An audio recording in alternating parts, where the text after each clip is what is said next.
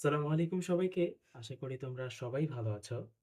আজকে আমরা যে বিষয়টি নিয়ে আলোচনা করব সেটা হচ্ছে সেট ফাংশনের একটি খুবই ইম্পর্টেন্ট ম্যাথ। এই ম্যাথটি এসএসসি 26 বোর্ডে যেকোনো একটি বোর্ডে আসতেই পারে। এরকম একটি ম্যাথ। কারণ আমরা আম আগে যেই ম্যাথগুলো সলভ করেছি সেই ম্যাথগুলোতে x এবং y এর মান নির্ণয় করা লাগতো। x এর জন্য y এর মান নির্ণয় করা লাগতো। আবার y এর জন্য x এর মান নির্ণয় করা লাগতো। কিন্তু এটাতে x এবং y এর উভয়ের মান দেওয়া থাকবে।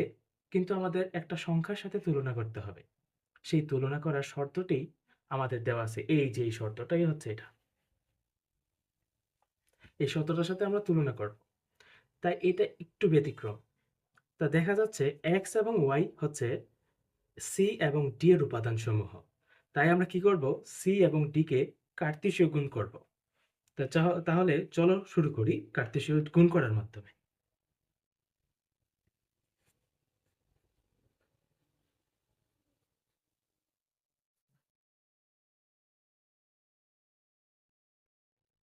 কার্তেশীয় গুণ 2, 4 and 7। তো কার্তেশীয় গুণ করার সিস্টেমটা কিরকম দেখাচ্ছি। ধরো এটা দিয়ে প্রত্যেকটা সংখ্যাকে গুণ করব। এই 1 দিয়ে প্রত্যেকটা সংখ্যাকে প্রথমে গুণ করব।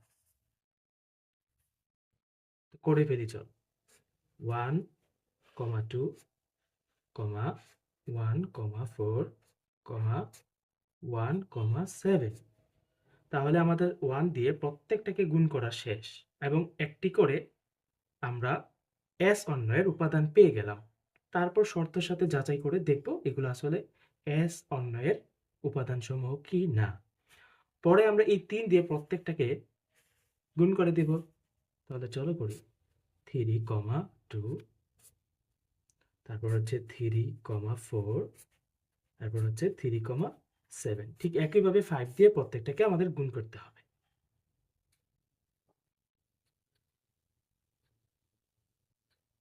5, 4, 5, 7। তাহলে আমাদের কার্তেশীয় গুণ করা শেষ। এখন এই কার্তেশীয় গুণ করার উপাদানগুলো এগুলো হচ্ছে আমাদের একটা সেটের অন্তর্ভুক্ত। তাই আমরা সেকেন্ড ব্র্যাকেট দিয়ে প্রত্যেকটাকে আবদ্ধ করে দেব। তাহলে কার্তেশীয় ফরম্যাটটা আসলে কি? কার্তেশীয় ফরম্যাটটা হচ্ছে x, y ফরম্যাট। এই যে এখানে দেওয়া আছে শর্তে। কার্তেশীয় এই ফরম্যাটটাকে বলা হয় আমাদের কার্তেশীয় ফর্ম। তাহলে আমরা বলতে পারি এটা হচ্ছে x এবং এটা হচ্ছে y। তাহলে এটা হচ্ছে x এবং এটা হচ্ছে y। তা আমাদের x এবং y এর উভয়ের মান দেওয়া আছে। এখন আমরা s কিভাবে নির্ণয় করব? এই যে এখানে শর্তটা দিয়ে যাচাই করে আমরা x এবং y এর উপাদান নির্ণয় করব s এর জন্য। তো x এর উপাদান আমার x দেওয়া আছে। x আমরা এখানে বসাই দিই। এটা দেখাই, তারপর এগুলো তোমরা নিজেরা করে নিবা। প্লাস y এর মান হচ্ছে 2। তাহলে যদি গুণ করি 2 একে 2 যোগ 2 তাহলে হচ্ছে 4। তো 4 কিন্তু 10 এর থেকে ছোট। মানে হচ্ছে এটা হচ্ছে গ্রহণযোগ্য। ঠিক একইভাবে আমরা প্রত্যেকটা x এবং y এর মান এখানে বসাবো আর 10 এর সাথে তুলনা করব। তাহলে এই 1 আমরা এখানে বসাই 2 একে 2 যোগ 4। তাহলে 2 আর 4 হয় 6। তাহলে এটা 10 এর থেকে ছোট। তাহলে এটাও আমাদের কি s এর উপাদান হবে। তারপরে এখানে হচ্ছে 1, এটাও কিন্তু x এবং এটাও y। তোমরা কিন্তু খাতায় লিখবে না। জাস্ট আমি তোমাদেরকে বোঝানোর জন্য এখানে লিখে দিচ্ছি। এই 1 এখানে বসাবা 2 একে 2 যোগ y এর মান হচ্ছে 7। তো x এবং y এর মান বসাই দিলা। তো y হচ্ছে 2। সো 2 আর 7 যোগ করলে হয় আমাদের 9। তাহলে এটাও গ্রহণযোগ্য। তাহলে এটা বসায় দেখব। 3 হচ্ছে x এর মান, 3 দুগুণে 6 এবং 2 যদি যোগ করি তাহলে হচ্ছে 8। তাহলে আমাদের এইটাও s এর উপাদান। তারপরে এটা দেখব 3। এরকমভাবে প্রত্যেকটা দেখতে থাকবে। দেখার পরে যদি 10 এর থেকে ছোট হয় সেগুলোই আমরা নিব। বাট এই 4 টাই শুধু যাবে। নেক্সট একটাও আর যাবে না এই শর্ত অনুযায়ী। তাহলে আমরা নির্ণয়ে বলতে পারি নির্ণয় s is equal to কি আসে তাহলে 1, 2, তারপরে হচ্ছে 1, 4, 1, 7 and 3, 2। তাহলে এইগুলো একটা সেট।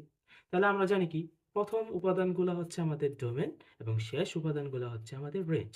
তাহলে তুমি সুতরাং দিয়ে ডোমেন ডোমেন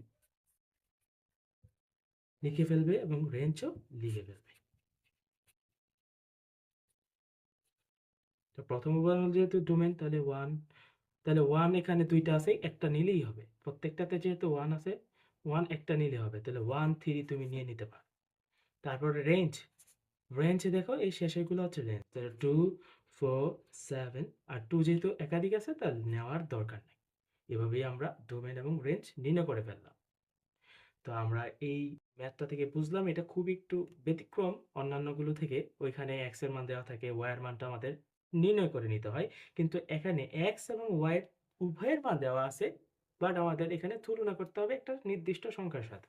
তো আমরা তুলনা করেছি এবং ডোমেন এবং রেঞ্জ নির্ণয় করে ফেলেছি। তো এই ভিডিওতে লাইক সাবস্ক্রাইব সবই করবে এবং আমাদের পাশে থাকবে নেক্সট ভিডিওর জন্য। ধন্যবাদ সবাইকে।